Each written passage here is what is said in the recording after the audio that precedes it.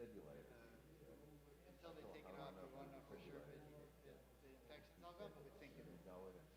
Thank you. How's he doing? Good? Good. Is she here? Oh. Okay. Smart.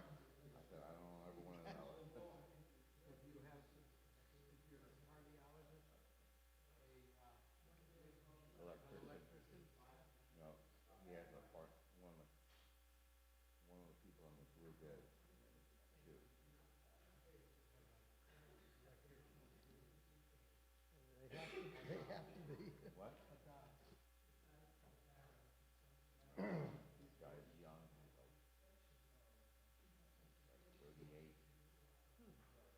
got a baby.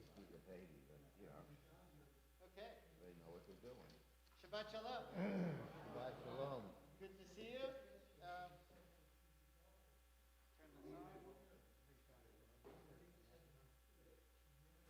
Here we go.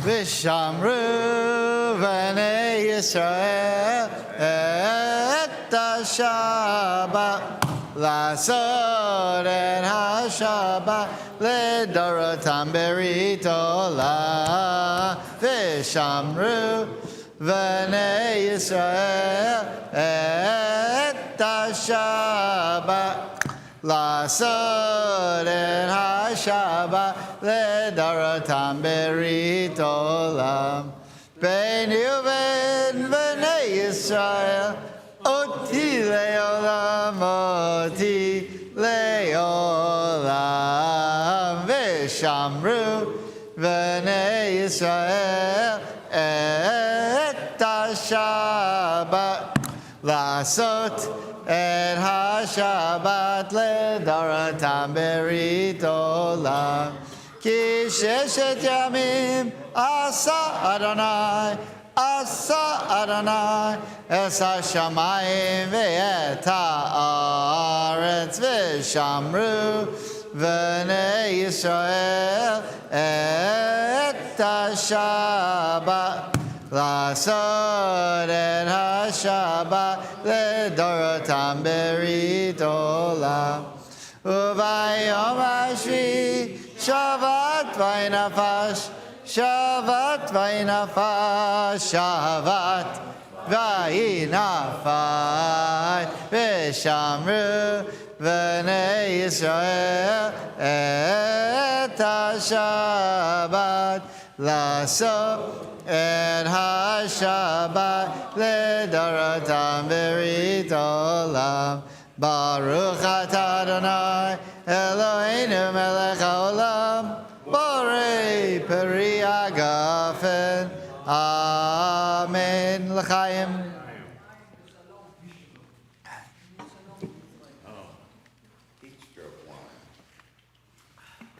Okay, so celebrate this morning the 35th anniversary of my bar mitzvah. I'm sure that's very meaningful for you. So this is my Torah portion, Shalach Lecha. My favorite Torah portion happens to be a very Zionist Torah portion. So it's one I think that stuck with me, maybe. And Shalach Lecha sounds a little bit like Lech Lecha. And there's a contrast between Lech Lecha, the third Torah portion in the Torah, where God says to Abraham, the very first thing that God ever says to a Jew is the first thing that he says to Abraham. If you consider Abraham the first Jew, which we do. Lech Lecha me'artzecha mimoladatecha mibeit avicha asher eretz areka. Get up and go from the land that you're living from your homeland, from your father's home to a place that I will show you. Meaning the land of Israel. So in honor of your bar mitzvah, let's say a bracha for the study. Oh yeah, that's right. Baruch atah Adonai Eloheinu melech haolam asher kidshanu b'mitzvotav v'tzivanu la'asok b'divrei Torah. Amen. I always forget how from you guys are. All right. Thank you. It's 2 weeks in a row I forgot that. I just get excited to get into the Torah. Yeah. So shlach lech lecha, which is the go to Israel, and now shlach lecha, which is a totally different verb. Lech and shlach are totally different verbs. They're spelled totally different, but they sound the same. And often the Midrash likes to point out when words sound the same, even if it's with different letters, that there's a message there. So lech lecha, Abraham went right away. Shlach lecha, the spies went right away too. But they came back with a different type of response than Abraham. It never would have occurred to Abraham to say, you know, you're sending me to go there, but there's already people who live there. So what he did was he said, okay, there's already people who live there. I guess I just need to buy the land. Right? And that's what he does when he gets to Hebron. As opposed to the spies who say, I don't think we can do business with these people. Right? You know, I think they'll probably kick us out. Okay, so today I want to focus on the Zionism of this week's Torah portion, and what the implications of it were for the future of Judaism, and what it means to be in exile. So if you think about Jewish history over the last 2,000 years, until 1948 and until 1967, it was an experience of exile. But the relationship of that exile to Israel didn't end. There's still, you know, every wedding for the last 2,000 years smashed the glass, right? Before the temple was destroyed, they didn't have that custom of smashing the glass because there was nothing to worry about. You know, the glass separates into a million shards like all the different bricks that fell from the Holy Temple. So you don't have that. Once the temple is destroyed, we start smashing glasses, right? So that means that every wedding that ever happened, there's this moment where we say, even in our greatest moment of joy, a wedding, we think about the temples that were destroyed and we yearn to go back there. Right at the end of every Seder, the Shana Haba, B'Yerushalayim, familiar? Next year, we should go back. People, you know what a mizrach is? People would put a mizrach on their wall facing east. Jews are buried facing east. Well, depending where you are in the world. But in the States or in Europe, you're buried facing east because when you're resurrected, your first step is going to be back towards Israel. Right? I have it in my will. I don't want that. I want to be buried facing the airport. Because your knees are going to be killing you, you know, after all that time being dead, and you're going to, if the airport's in a different direction, you're going to have to. Although I think the original, it's a joke. The original belief was that in the resurrection of the dead, all the dead people are going to furrow, I think that's the word, underground until they get to Israel. I'm going business class. I put it in my will, save up a few bucks. You know, you're going to be very sore. You know, if you know, like bone on bone, you know, whatever. It's going to be very sore. All right, so in this week's Torah portion, you probably know the story that the Jews are complaining, they're not sure, they want to spy out the land, even though God has already told them everything's going to be fine when you get there. So fine, Moses sends spies, takes one from each tribe. They go to Israel. All 12 of them come back and say, the land's amazing. It's fabulous. Joshua and Caleb come back and say, everything's great. The other 10 say, the people there are too big, we'll never be able to conquer them. And then God gets really mad. This is the main sin of the Torah. The other sin of the Torah, the golden calf, all the Jewish people doing the sin together, the other sin is the golden calf. The punishment for the golden calf? Nothing. There's no punishment. They're forgiven.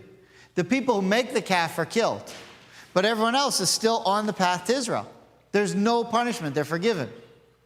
Except for the people who made the calf, the ringleaders. Punishment for the sin of the spies? They're all going to die. Except Joshua and Caleb and the one tribe that doesn't participate. Now we know that the Levites didn't participate in the sin of the golden calf. And they also don't participate here. And if you look at the spies, when they list the spies, there's no one from the tribe of Levi. All the other tribes go, the Levites don't send. There's still 12 spies because you have one from Ephraim and one from Manasseh. Right? Joseph split into two. But Levi doesn't send one.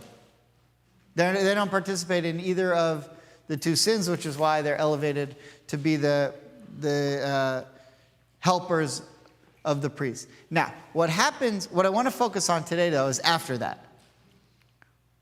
We're going to start where God says, okay, here's your punishment. The punishment is, you're going to wander for 40 years, another 38 years, 40 total, and then you're all going to die, and your children, the next generation, they'll be the ones who go into the land of Israel. And at that point, there's something that happens that's shocking. You're probably going to say, was that always there? Was this part always in the Torah? I don't think about that part when I think of this story. And then, when we can understand that, we can maybe understand the implications of what exile meant over the last 2,000 years, and even more so, what happened in the 20th century. Because the 20th century was the end of the exile. Now, you know that Holocaust survivors who made it to Israel, there's a term for them. They're called Achron l'shibud, Reshit l'geula. Anyone ever heard that before? Achron l'shibud, Reshit l'geula. The last of the generation of the enslaved and the first of the generation of the redeemed. They were both. It's a term that exists. So I think I may have told you when I was in Israel with the Federation mission a few weeks ago, we went to this moshav. You know what a moshav is? Like a kibbutz where you can make money, basically. Something like, I don't know, it's maybe not the, it's not, capitalistic. It maybe not the most, cooperative, maybe not the most scientific way of explaining it, but, so on this moshav was founded by Holocaust survivors from Hungary. And they had these beautiful villas that in Hadera, which is not far from Caesarea, overlooking the water. And this was, for them, the end of the story. The story began in Hungary. They were all in Auschwitz. Some of them survived, came to this moshav. They built these beautiful homes.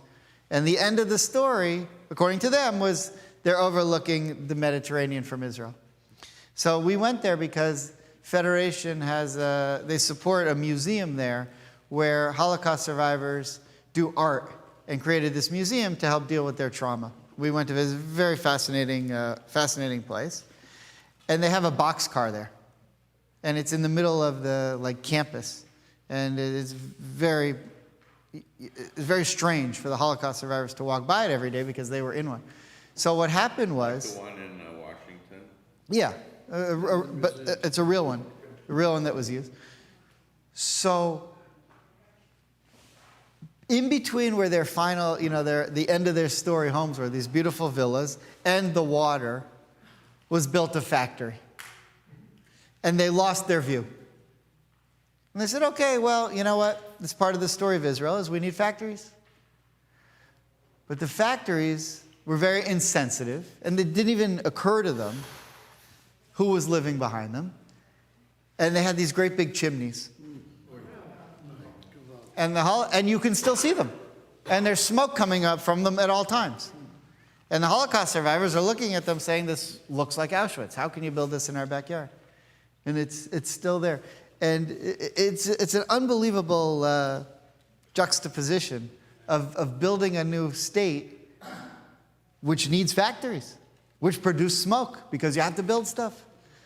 But also, you still have Achron l'shibud. You still have the end. So we're going to look here at something I think you're going to think is fascinating when you look at it in context. So in order to do that, we'd like to begin. We want to focus on chapter 15, but in order to understand chapter 15, we have to dip into chapter 14. So I'd like to begin in the book of Numbers, chapter 14, verse 26. chapter 14, verse 26, which is the beginning of when God says, okay, here's what's going to be their punishment for the sin of the spies. Chapter 14, verse 26. Hopefully everyone has a sheet. There should be plenty. If you're at home, they're where they always are, tbm.org/worksheet. And today, beyond being a historic day, as the 35th anniversary of my bar mitzvah, if you can go even beyond that,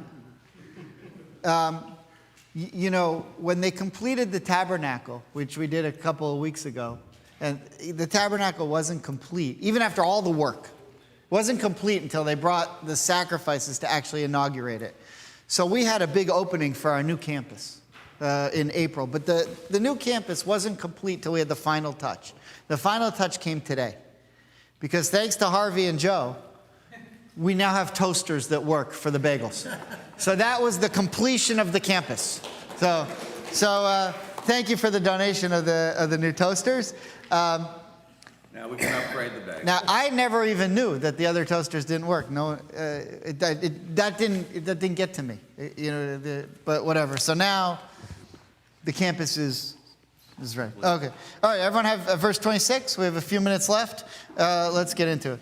By the way, Edith isn't here. She had a procedure. So our study today should be in her merit, that she should have a speedy recovery. She's doing very well. But we study on her behalf today. Thank you. Okay.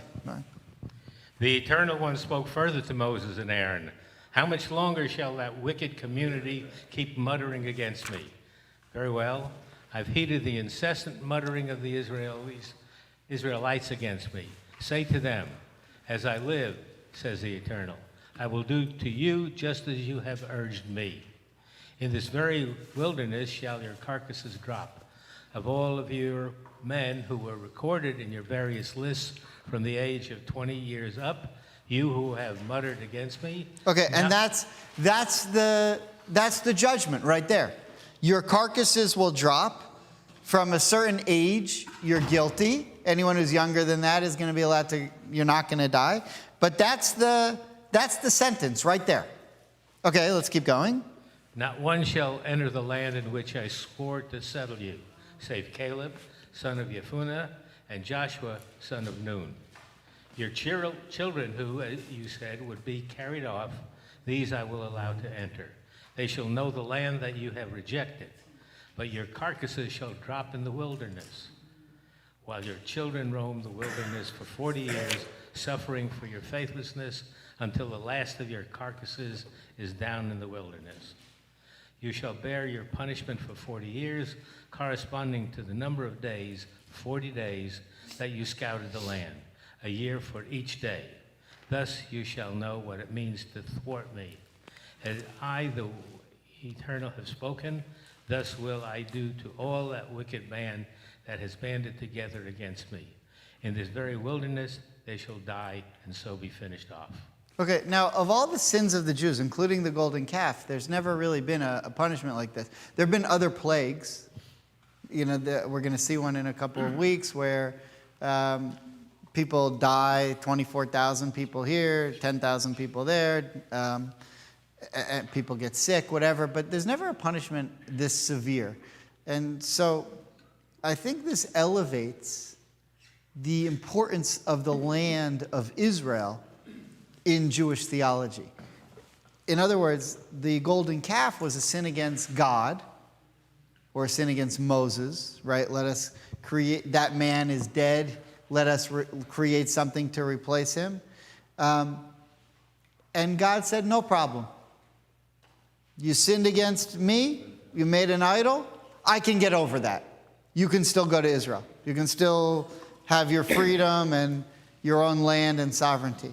But now they come and say, we've sinned against the land of Israel. We've despised this land, and God said, that I can't forgive. Which to me is an elevation of the importance and the reverence of the land of Israel. God even puts above himself, which is an amazing idea, right? That's how important the land is. If you don't want to go to the land, that I can't stomach. Now, we have to then say, well, what about the last 2,000 years? We didn't go to the land of Israel until Herzl came around and said, this European experiment isn't working. Right? They don't seem to love us in Europe. And it took a long time for that to happen. Okay, so it's just an interesting idea. Yeah, Hart? Is there any, it says 20 and up. Why do they pick the number 20? Why did God pick the number 20? Yeah, it's an interesting idea. I guess they weren't the decision makers. Or maybe the ones who were complaining are the ones that anyone listened to, or maybe even the ones who were old enough to be the spies or to be in the army. And so you're right. You might say, well, why don't we have bar mitzvah at 20 then? I think it's because God knew that by 20, most kids would be in college and we'd have no one to run our religious schools.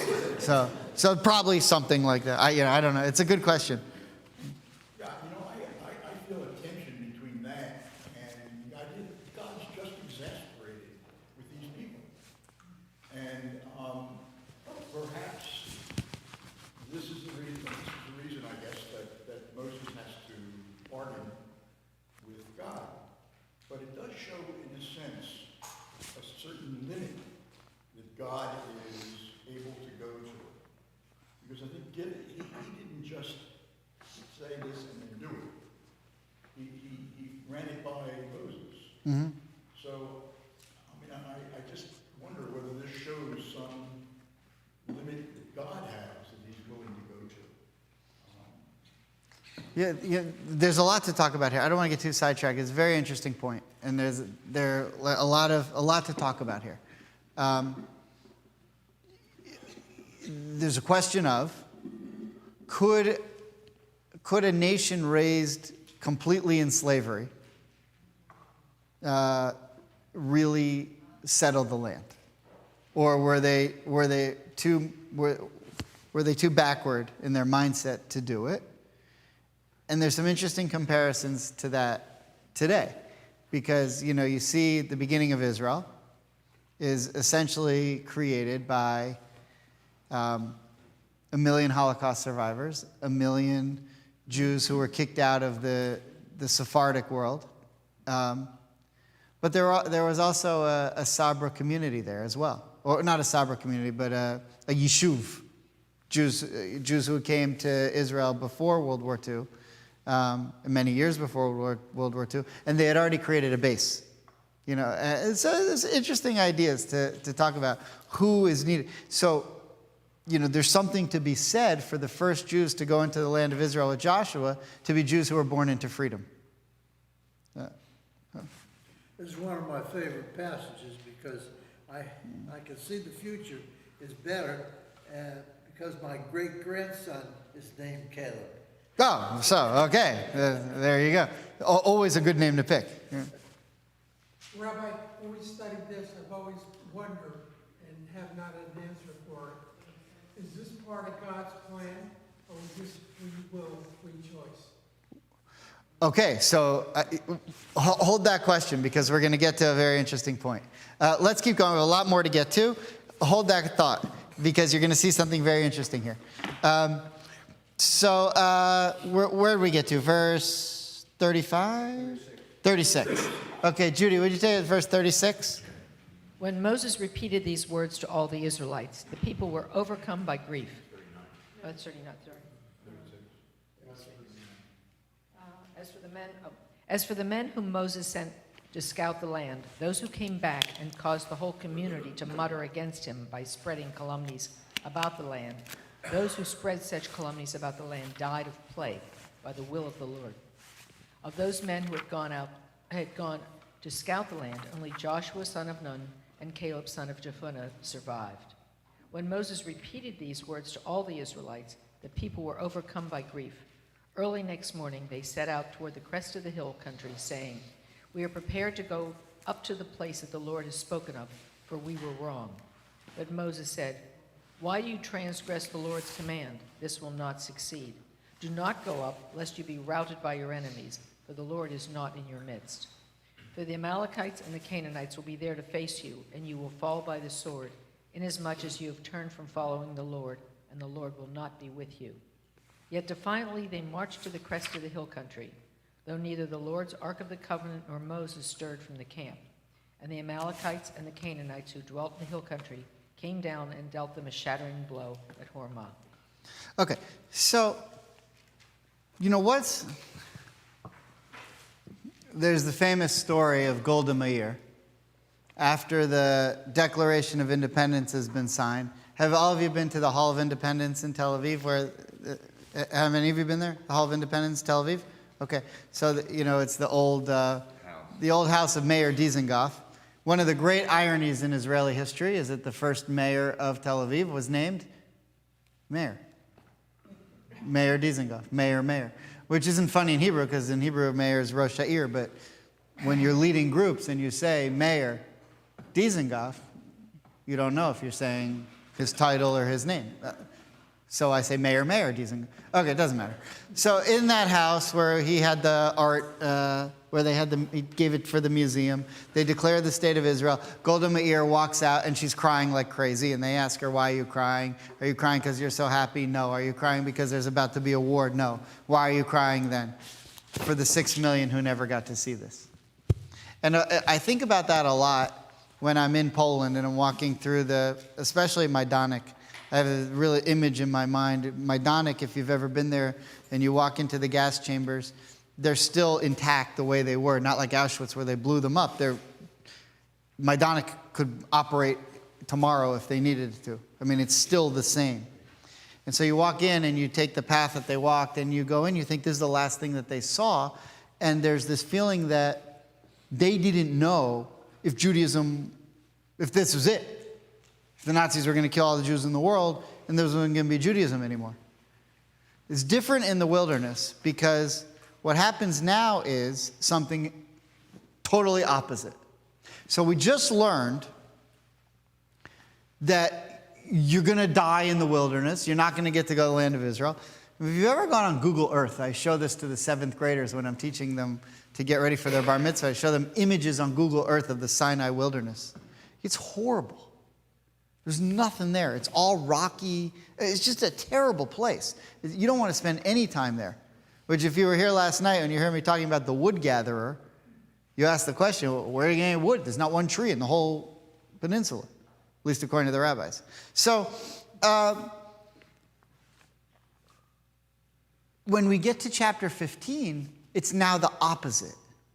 Instead of, there was nobody at Auschwitz to tell the Jews, don't worry, you're all going to die. But in 3 years, we're going to have our own country. And in 75 years, it's going to be one of the top 10 strongest nations in the world with an army you wouldn't believe and with instant messaging and bio whatever. And you're not going to believe how great this country is going to be. There was no one there to tell them that. There was only people there to tell them this is the end of Judaism. Chapter 15 is the opposite. Look what happens now. Okay, so Ken, would you take it into 15? This is an incredible idea. Chapter 15, verse 1. The Lord spoke to Moses, saying, speak to the Israelite people and say to them, when you enter the land which I am giving you. Okay. When you what? Enter the land. When you enter the land. We just told you you're not going. That's chapter 14. You're never going. Chapter 15 is here's what's going to happen when you get there. But there are people under 20. Of course. But what's the moral of the story? Your children. Your children are going. Your children are going to be fine. So that's a lot different than 1945, right? In 1945, they didn't know about 1948. I mean, maybe they did maybe they had ideas in Palestine, but they certainly had no idea in Poland. And here, the very first thing is a promise. Speak to the children of Israel and say to them, when you come to the land of your dwelling places that I give you, and you perform fire offerings before the Lord. Well, that means that you're going to build up Jerusalem. That means you're going to have a holy temple. That means that things are going to work out. So if you look at Rashi on verse 2, and look at Rashi on verse 2 and Nachmanides on verse 2, Rashi says, when you are to come into the land, the very first thing God does He brought them the good tidings that they would enter the land. Meaning, I'm telling you now, I would think this is a very depressed people. Not only are they not going to the land that they've heard is so great with the milk and the honey and all that, and the King David and the buffets and, but they're not going, period. But what's the salvation? And what does God do? There's something in leadership, it's called the sandwich approach. When you're giving criticism, the meat is the criticism, but the bread on either side is the softening it up. You're doing a great job here at Temple. Everyone loves you. But there's this issue. Okay, now that we've cleared the issue up, you're going to be great. That's the sandwich. So immediately what God does here is, here's the story. You're all going to die. And you're all going to die in this horrible place walking in circles. Okay, fine. But the good news is you're going to come into the land. Your kids are going to come into the land of Israel. Now, Nachmanides spells it out a little more. Ken, would you read the Ramban on 15:2? After he had assured the children of those who had left Egypt that they would come into the land, he completed telling them the laws of the offerings, and that they should bring the drink offerings when they enter the land. Perhaps this section was told to them now in order to console them and give them an assurance that they would indeed take possession of the land. For they began to give up hope, saying, "Who knows what will happen in such a long time, after 40 years? For maybe the children will also sin." Therefore the Holy One, blessed be he, saw fit to comfort them, for by commanding them precepts which are applicable only in the land, he thereby was assuring them it is clearly destined by him that they will come into and inherit the land. Right. So what the rest of chapter 15 does is it talks about specific mitzvot that are only done in the land of Israel, and that require the land. So what God's saying is, when you get to the land, here's the things that are going to happen. To give them. Now, what is the danger of not doing this? This is the same thing. So I learned from Rabbi Cohen. If you remember the rabbi who came to install me, the dean of the Hebrew Union College. He's now actually a rabbi in Cleveland. But he taught me this idea. What would have happened after the golden calf if Moses didn't come down and Aaron didn't stall them and then help them with this calf? What might have happened? Everyone might have just left. They would have said, "Look, the guy's not coming down.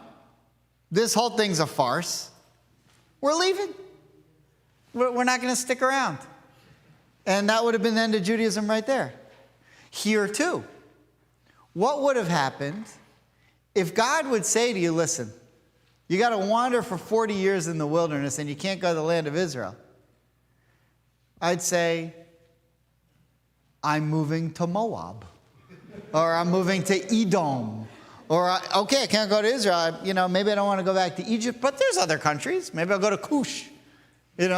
Moses found a wife there. Maybe there'll be someone there for me. Who knows? There's other places. People might have said, "Where we're wandering now, this is horrible.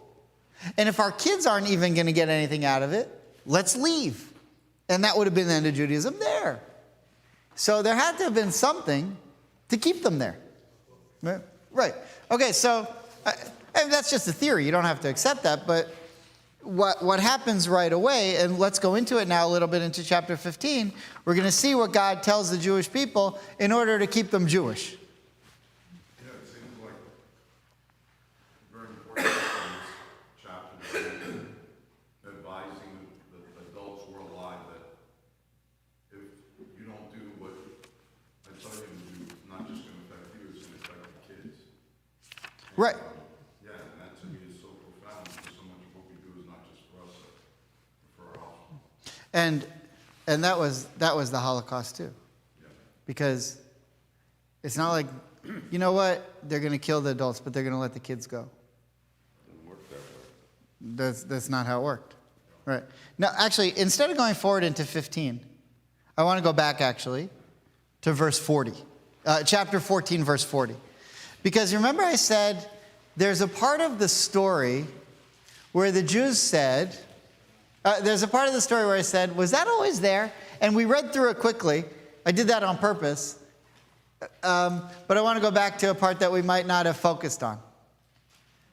So what happens, without looking, and without looking at the sheet, what happens, what's the Jews' reaction to you're not going to be able to go into the land of Israel? We want to go. We change our mind. In that case, I do want to go. Wait, what? So what just happened? What just happened? The Jews, think about how profound this is. The Jews say we don't want to go. God calls their bluff. They say we'd rather go back to Egypt. They have watermelon there. They have cucumbers there. They have, like tapas. I mean, they have we want to go back there. We're afraid of the big people who are living there. The Amalekites are there that we got there. We don't want to go. Fine, you'll never go. You're going to wander around and then you're going to die here. We changed our mind. We're ready to go. Did you see that? And they do. They change their mind and they go. And what happens? God doesn't accept it. You can't go. And they go and fight and they lose. So look what happens here. Let's pick it up again, verse 40. Ken, would you take it, verse 40? Early next morning, they set out toward the crest of the hill country, saying, "We are prepared to go up to the place that the Lord has spoken of, for we were wrong." Right. Why do they think they're wrong? Because the consequences sound worse. We'd rather take our chances in war and hope God will be with us like he is every other war we've ever been in than wander around in here. And that tells you how bad the wilderness is. They complained the whole time they were in the wilderness. They hated the wilderness. And that's when God was taking care of them. And now they say, we've sinned, no problem. If you look the last word in verse 40, chatanu. Chatanu, we have sinned, which is ironic that it's verse 40 because they were 40 days sinning and now they're 40 days wandering and now it's verse 40. And in verse 40 they say, chatanu, we have sinned.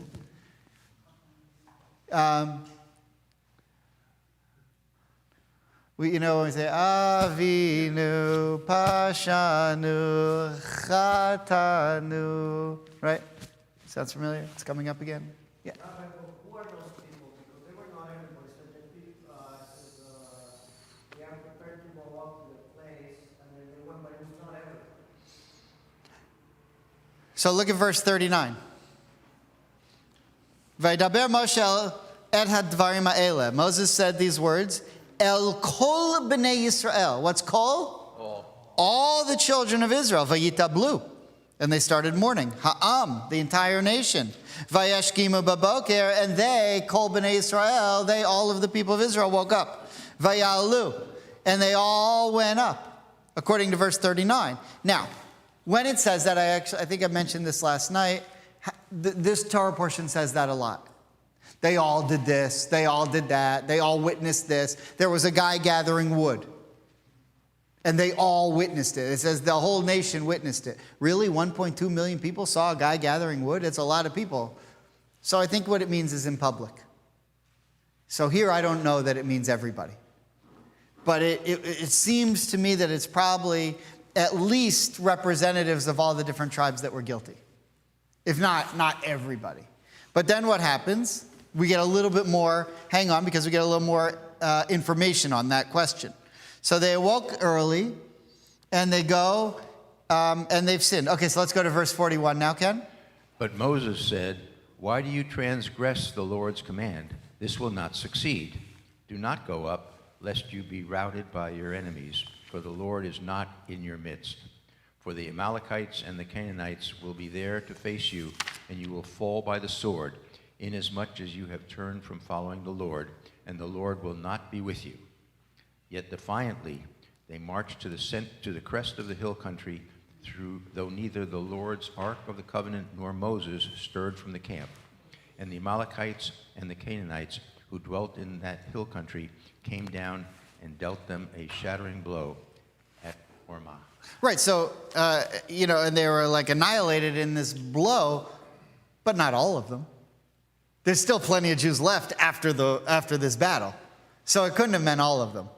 But Rashi or nobody else that I'm aware of tells me exactly how many of them there were, so I don't know. But I think that the force of saying Kol B'nai Yisrael means at least some of every tribe who sinned. It's interesting that Hormah has a hay in front of it, the Hormah, which normally for a place you don't put the definite article in front of it. But Hormah is destruction, so right. It was at the destruction. Correct. Yeah. Correct. And Rabbi, isn't the census just before actually going into Israel essentially the same number as yes. the census that was taken 2 weeks ago in Bible time? Right. At the beginning of numbers. Right. So it's probably a pretty small group. However many died, you have an exact one-for-one replacement between ages 20 and 60. The numbers are the same 40 years out. Yeah. So obviously it's not a massive group because they're all still there. Right. Now, here's my problem. Well, before I get to my problem, I just want to look at Rashi and Orach Chaim on a couple of these verses. So if you look at Rashi, I just want to run through Rashi on verse 40. So they went up to the top of the mountain. That's the route that leads to the land of Israel. We are here and we'll go up to that place, to the land of Israel, which the Lord had promised to give us, for we have sinned. When we said we're better not to go. So I've just brought that Rashi to point out that at first they say we don't want to go to Israel because of the people who are living there. But now it's very clear they are willing to go back. As Rashi says, we're going back to the land, to that place means Israel. Now the Orach Chaim says something very interesting, as he usually does. Moses gave 2 reasons why the Ma'apilim. Now, anyone know that word, Ma'apilim? Ma'apilim, what does it refer to in the 20th century? Jews who tried, basically what was called the period of illegal immigration. Jews who tried to sneak into Israel during the British mandatory period. When the British weren't allowing them and they snuck in. There's a fabulous museum in Haifa. One of the only really reasons to visit Haifa from a tourist perspective, because there's not a lot to do there tourist-wise. I mean, you see the garden, but even in Haifa, you see the garden of the Baha'i, and their prophet, his name is the Bab. It's called the Bab. Whenever I go there, I use the same joke. I call him Robert, but it was known as the Bab. That's it. That's a joke. That's the whole reason to take groups to Haifa for that. This group is not a group I would take to Haifa because you didn't appreciate that joke. There's no other reason to go. Except for the Museum of the Ma'apilim, which is a great museum. It tells the story of the illegal immigration. But here this refers to these people who are trying to go into the land of Israel. Moses gave 2 reasons why they should not attempt to invade Canaan. 1, God's not with them. And 2, seeing that God was not with them, i.e., had not approved their plan, any attempt to invade the land of Canaan now would be an act of rebellion against God. You will find that Moses spells this out in Deuteronomy 1:43 when he recalled the new generation that he had warned their fathers at the time not to attempt to invade the land and there nearby to rebel against God. Now, I point all of this out to show a contradistinction that is interesting for the last 2,000 years as well. For a moment there in time, the goal is to go to the land of Israel and conquer it. Then there's a sin, and then it becomes the Jews are not allowed to go back to the land of Israel. So there are different moments in history, in exile, where we're allowed to go back, and where we're not allowed to go back. And we just created that contrast. Does everyone see that? So now you come to the destruction of the second temple. And after the second temple, after the first temple is destroyed by the Babylonians, 586 BCE, Jeremiah is there. He says, 70 years, we're going to return. The Purim story happens. Persia conquers Babylonia. We're back. And there are prophets then. Ezra and Nehemiah are there, and they say, yes, we're supposed to go back. God told me, I'm a prophet. We're going back. We're going to rebuild the temple. They did. Great. Second temple's destroyed.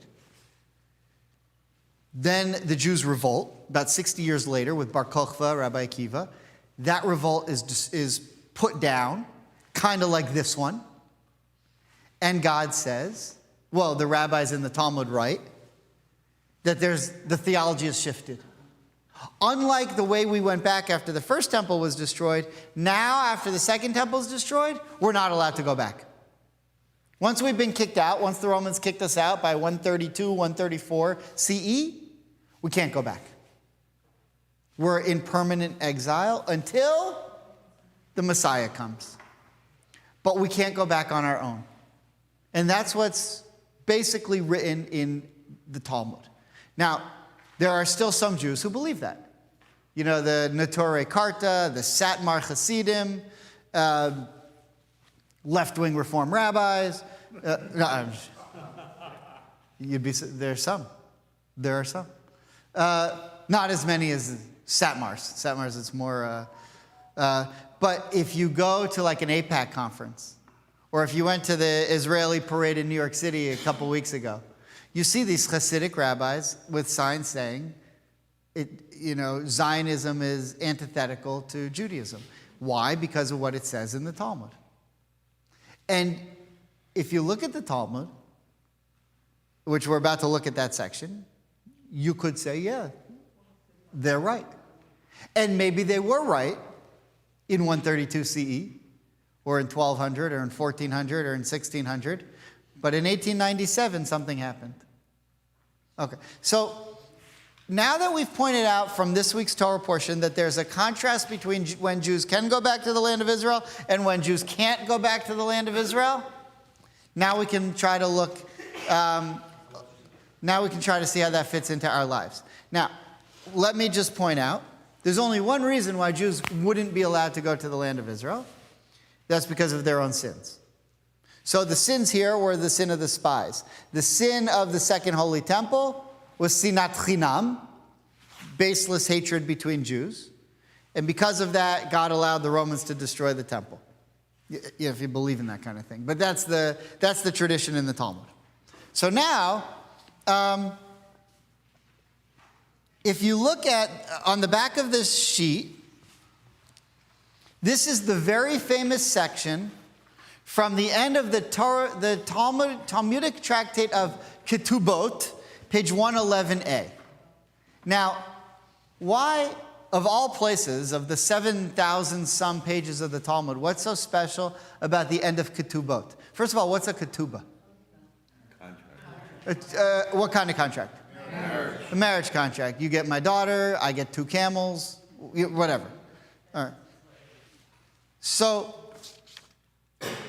the end of Ketubot, the end of the tractate of Ketubot, compares the marriage between a man and a woman to the relationship between the Jewish people and the land of Israel.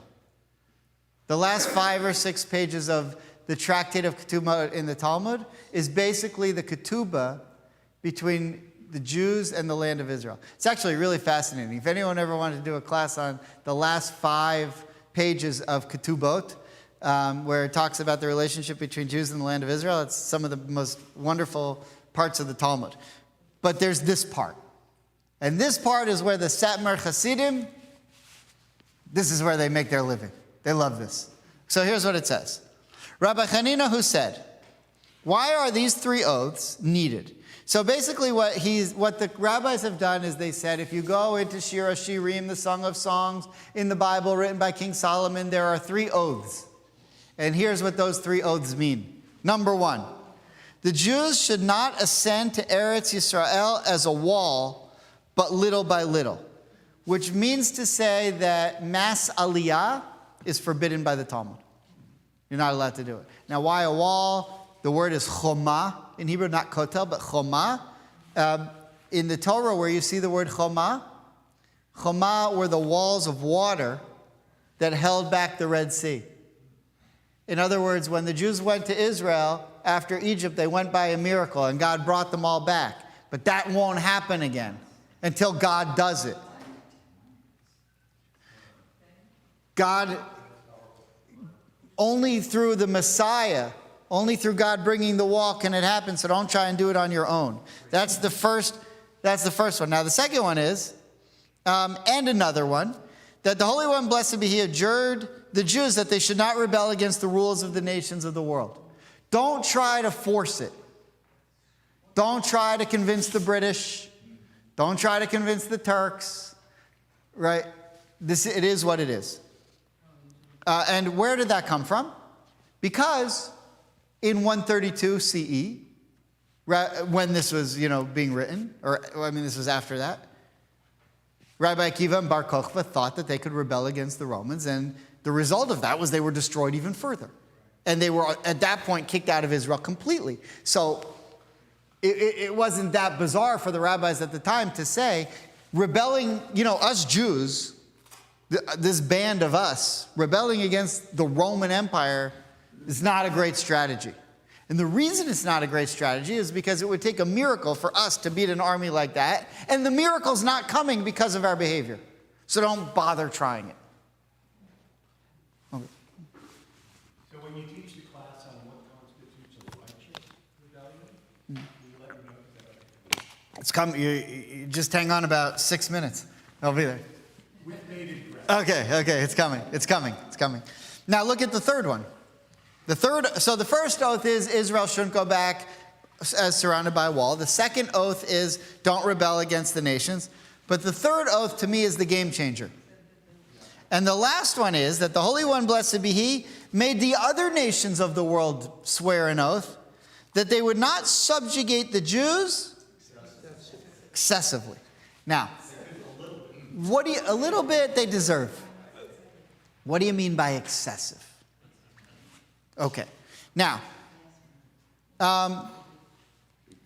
Rabbi Yossi Bar Chanina, so Rabbi Chanina said this in the Talmud, but I believe it's his son, Rabbi Yossi Bar Chanina, said in the Midrash about what his father said. So if you look right above that, the Midrash on the Song of Psalms, Rabbi Yossi Bar Chanina said, there are two oaths here.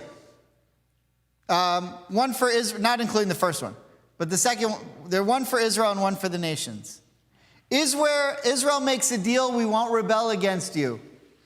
We'll live and be good citizens of your countries, we'll serve in your armies, and we'll pay your taxes. Rabbi Yossi Bar Chanina's views of Israel's two oaths and ketubos as one. And the nation swore that they would not overly burden Israel, for by doing so they would cause the end of days to come prematurely. Okay. In that third oath is the game changer.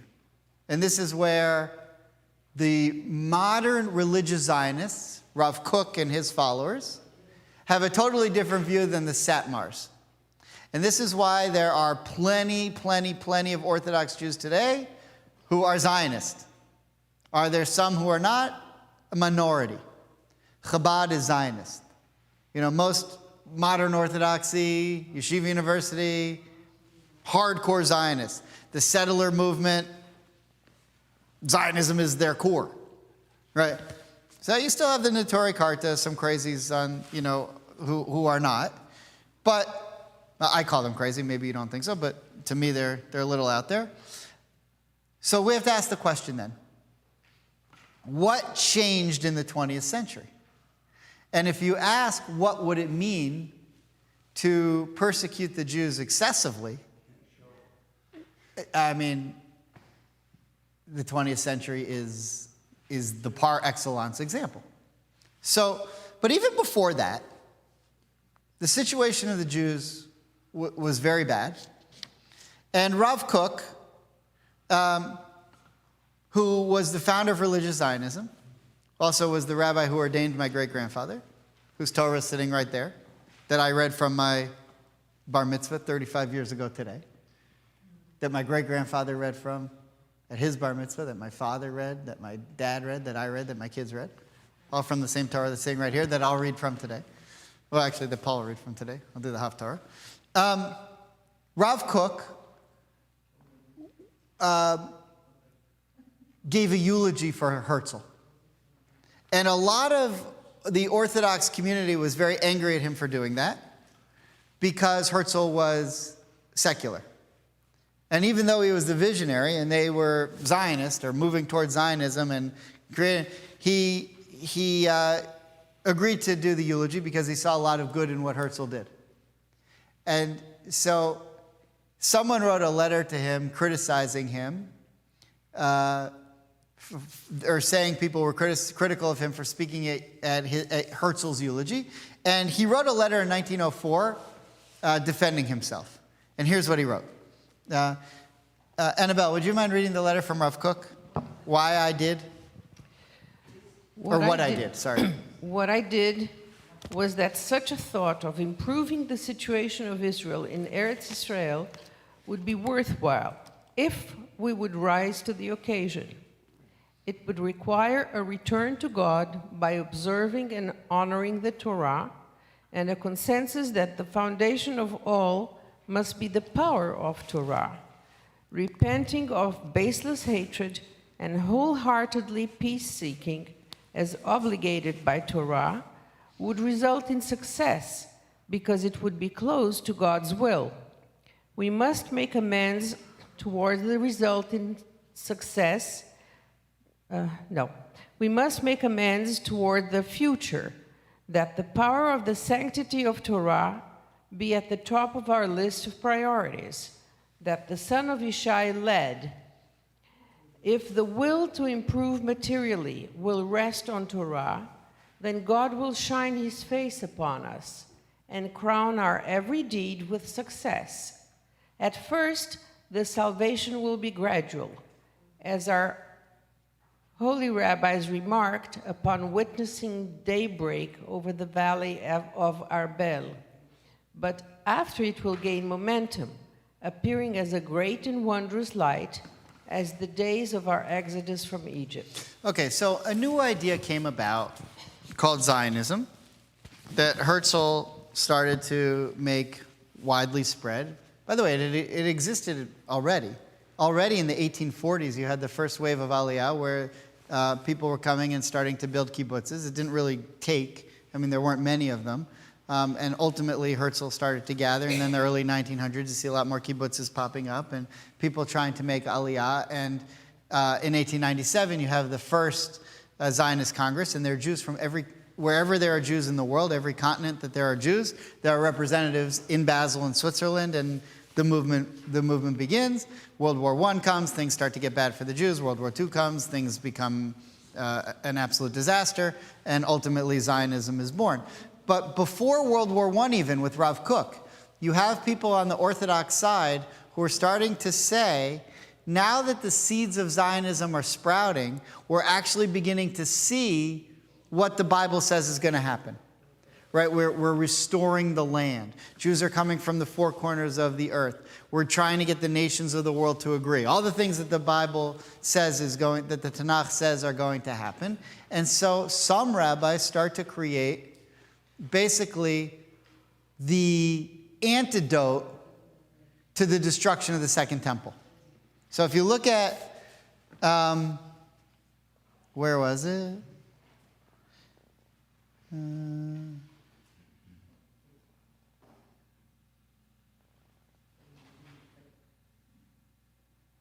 He said it in here. Hold on, let me just find it. Oh, yeah, the fourth line. Repenting of baseless hatred, which in Hebrew is sinat chinam, which is what the rabbis say destroyed the Second Temple. So if we're going to finally repair what happened during the Second Temple and go back to the land of Israel, we have to make a tikkun. We have to fix the sin that caused the Second Temple. If we fix that, then the land will open back up and God will look with favor upon us coming. But notice how he's talking about it gradually. What the Talmud says is you can't all go back at once. Never did. There was a few Jews here and a few Jews here. And who were the Zionists? if you look at like who went to Israel, or who went to Palestine, 2 boys from this village, and 2 girls from this village. It's not like whole villages up and went. It was 1 or 2 people from here and 1 or 2 people from here, and 30 of them would find each other, and that's how a kibbutz would start. And, Rothschilds would give them a little piece of land or buy a piece of land for something, and okay, now you have a kibbutz. But it wasn't like whole cities were going. And when people went to Palestine, they knew they were saying goodbye to their families forever. Probably. And by the way, everyone who didn't go, they were wiped out. Right? Mostly. Okay, so it was gradual, and it started to make more sense. Now, I just want to point out to conclude how all of this was explained in 1956 by Rabbi Soloveitchik. If there's a famous book, it's only about 60 pages. This was just like a letter that he wrote that became a book in 1956 explaining how Zionism and the birth of the State of Israel was the return to the land of Israel that is sanctioned by God. That it was God who basically came and told us. It was God who came and told us that it's time to go back. And how did he do that? Through what he called Kol Dodi Dofek. So Kol Dodi Dofek is a phrase from Shir HaShirim, from the Song of Solomon, the same place where the oaths came from. And there's a story there in the Song of Solomon. There's a story there in the Song of Solomon that says God is hearkening to his beloved, and they're not hearing God knocking. And so what Rabbi Soloveitchik's saying is that in 1948, God's knocking at the door. Don't you hear it? And so he wrote this book explaining the different knocks, what each of the knocks were. And this is just one piece of it.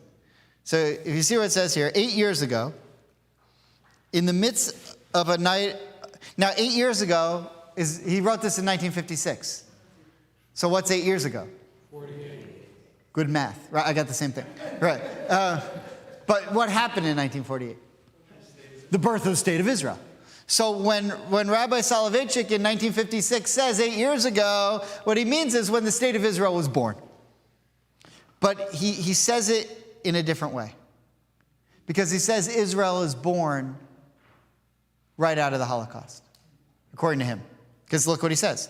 In the midst of a night of the terrors of Majdanek, Treblinka, and Buchenwald,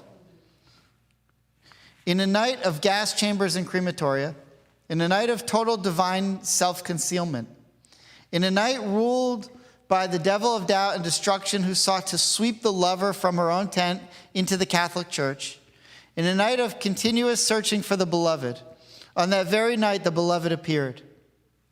The Almighty, who was hiding in his splendid sanctum, suddenly appeared and began to beckon at the tent of the lover, who tossed and turned on her bed, beset by convulsions and the agonies of hell. Because of the beating and knocking at the door of the mournful lover, the State of Israel was born. He then goes on to explain what each of the knocks were, and it's fascinating to hear his explanations. But I want to say this to conclude. We learn from the Torah portion that there is a time to go to the land of Israel when we have God's favor and we should go. And then we see that it's possible to not have God's favor and that it's impossible to go, and if you go, it won't work. We see that after the first temple is destroyed, that the Jews are welcome to come back after they've repented for 70 years, and 70 is an interesting number, but they repented for 70 years in Babylonia. And with the prophets, Jeremiah's there, later Ezra and Nehemiah, they bring the Jews back, they're welcomed back, they rebuild the temple. But then we see when the second temple is destroyed, they revolt like they tried to revolt here when they went to attack the Canaanites and Amalekites. They go back and revolt against the Romans, and it's crushed, at which point the rabbis say, yeah, of course it was crushed, because there are times when you have God's favor to go back, and there are times when you don't have God's favor to go back. And the Or HaChaim pointed out, you tried to go back, and it wasn't sanctioned by God, and you failed. So then we have the next 2,000 years. And over the course of those 2,000 years, Zionism only started in the 1800s. Now, why? There may have been other knocks over the last 2,000 years.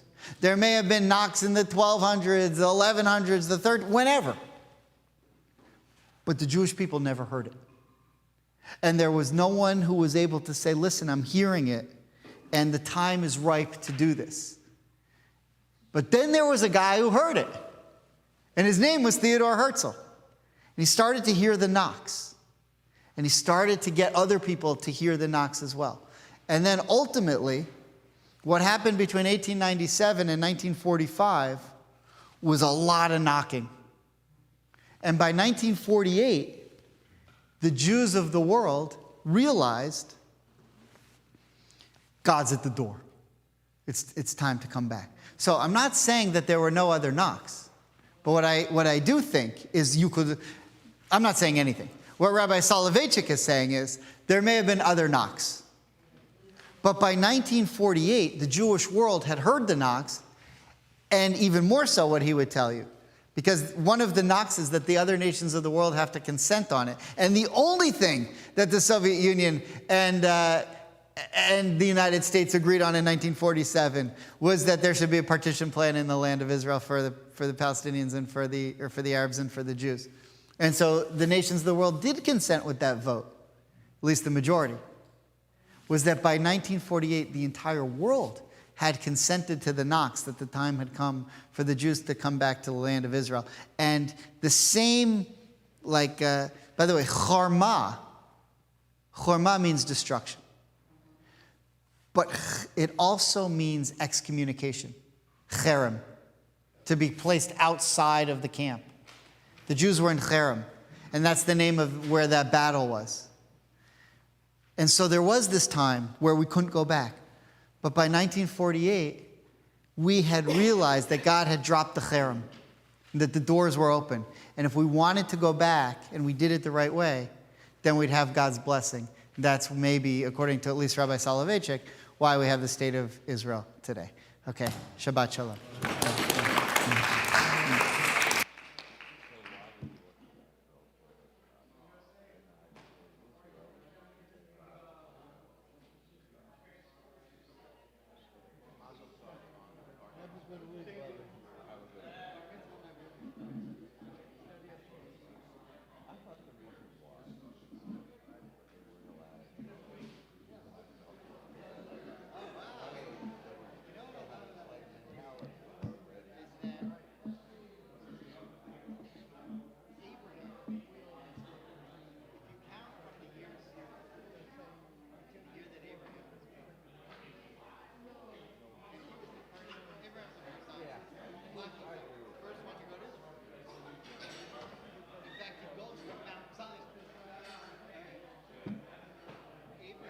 Not everything has an answer.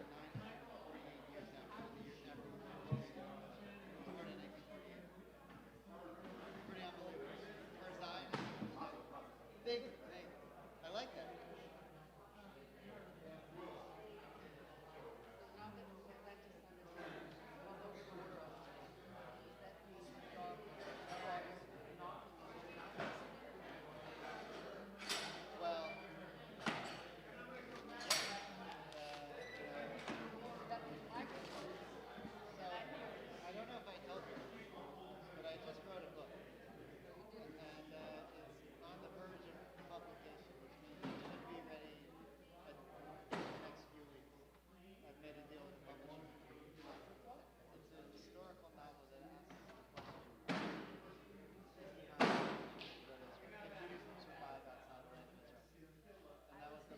Your point